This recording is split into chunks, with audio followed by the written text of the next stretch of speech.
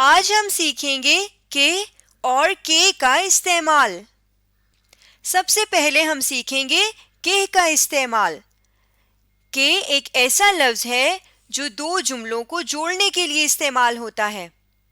جیسے یہاں پہ میں دو جملے لکھتی ہوں۔ پہلا جملہ ہے ہم اسکول پہنچے ہی تھے، اور دوسرا جملہ ہے بارش شروع ہو گئی۔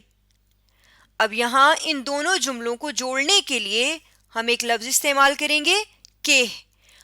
اب اس کے بعد اس جملے کو پڑھتے ہیں، ہم اسکول پہنچے ہی تھے کہ بارش شروع ہو گئی۔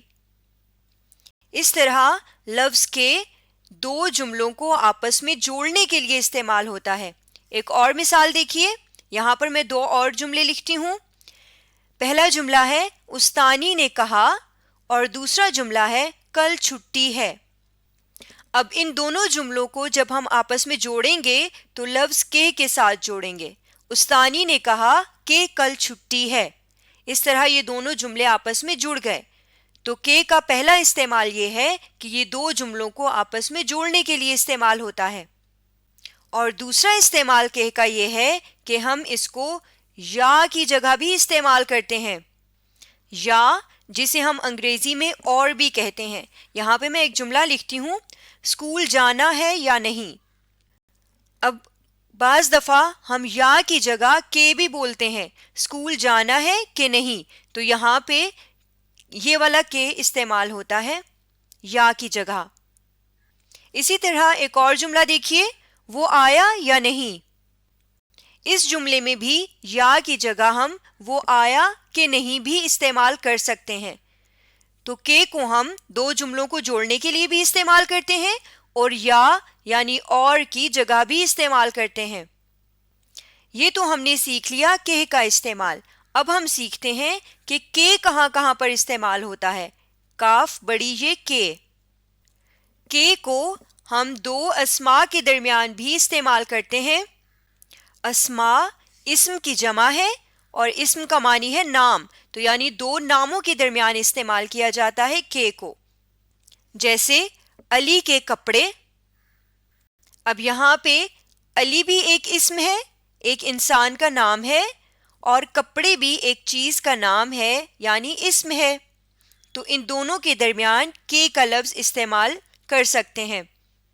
جیسے علی کے کپڑے نئے ہیں۔ تو یہاں پہ یہ بتانے کے لیے کہ کپڑے کس کے ہیں، ہم علی کے بعد کے کا استعمال کریں گے، یعنی دو اسموں کے درمیان ہم کے کا لفظ استعمال کرتے ہیں، اور وہ کے ہوتا ہے کاف بڑی یہ کے۔ یہاں پہ ہم یہ والا کے استعمال نہیں کر سکتے۔ اسی طرح زارا کے جوتے۔ زارا کے جوتے صاف ہیں۔ تو یہاں پہ زارا ایک انسان کا نام ہے، ایک اسم ہے، اور جوتے ایک چیز کا نام ہے یعنی اسم ہے۔ تو دو اسموں کے درمیان کے کا استعمال کیا جاتا ہے۔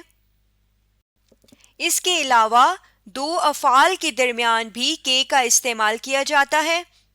افعال فعل کی جمع ہے، اور فعل کا مطلب ہوتا ہے کام۔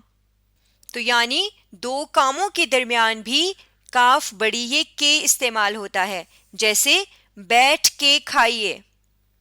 اس جملے میں بیٹھ یعنی بیٹھنا، بیٹھنا بھی کام ہے، اور کھائیے یعنی کھانا بھی کام ہے۔ تو ان دونوں کاموں کے درمیان یا دونوں افعال کے درمیان بھی یہ والا کے استعمال ہوگا، کاف ہے کے استعمال نہیں ہوگا۔ اسی طرح دوسرا جملہ دیکھیے، بھاگ کے آؤ۔ اب یہاں پہ بھاگ یعنی بھاگنا ایک کام ہے، ایک فعل ہے، اور آؤ یعنی آنا بھی ایک فعل ہے۔ تو یہ دو فعل ہیں، ان کے درمیان جب ہم کے کا لفظ استعمال کریں گے تو وہ کاف بڑی یہ کے ہوگا۔ اسی طرح ہم لفظ کے کو کہ حرف جار ہے نا، یعنی ایسا حرف جو جملے کو مکمل کرتا ہے، تو یہ حرف جار کے طور پہ جملے کو مکمل کرنے کے لیے بھی استعمال ہوتا ہے۔ جیسا کہ علی اپنے دادا کے پاس گیا۔ اس جملے میں اگر ہم کے کو ہٹا دیتے ہیں تو جملہ پڑھیے، علی اپنے دادا پاس گیا۔ اب جملے کا معنی تو سمجھ میں نہیں آ رہا صحیح سے، جملہ نامکمل لگ رہا ہے، تو کاف بڑی یہ کہ جملے کو مکمل کرنے کے لیے بھی استعمال ہوتا ہے۔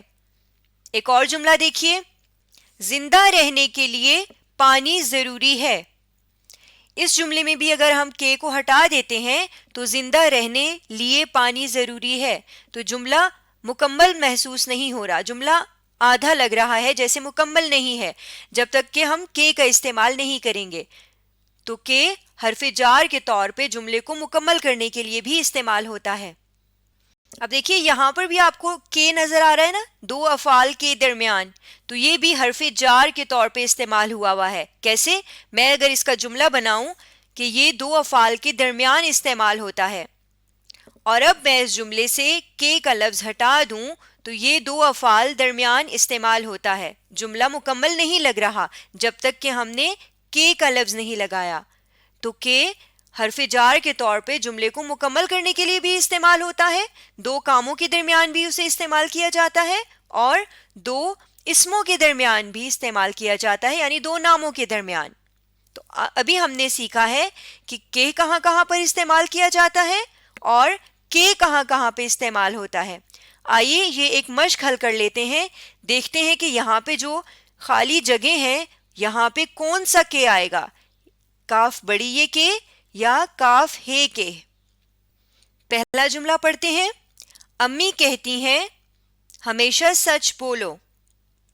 اب دیکھیے یہ دو جملے ہیں الگ الگ، امی کہتی ہیں ایک جملہ ہے، ہمیشہ سچ بولو دوسرا جملہ ہے۔ تو ہم نے کیا سیکھا ہے کہ دو جملوں کو جوڑنے کے لیے کون سا کے استعمال ہوتا ہے، یہ والا یا یہ ہے والا؟ ہے والا۔ تو یہاں پہ ہم لکھ دیں گے کہ امی کہتی ہیں کہ ہمیشہ سچ بولو۔ دوسرا جملہ پڑھتے ہیں، سوچ بولو۔ سوچ سوچنا اور بولو یعنی بولنا، یہ دونوں کیا ہیں؟ کام یعنی فعل۔ تو ابھی ہم نے کیا سیکھا تھا کہ دو فعلوں کے درمیان یا دو کاموں کے درمیان ہم کون سا کے استعمال کرتے ہیں، بڑی یہ والا یا ہے والا؟ بڑی یہ والا۔ تو یہاں پہ ہم لکھ دیں گے کہ سوچ کے بولو۔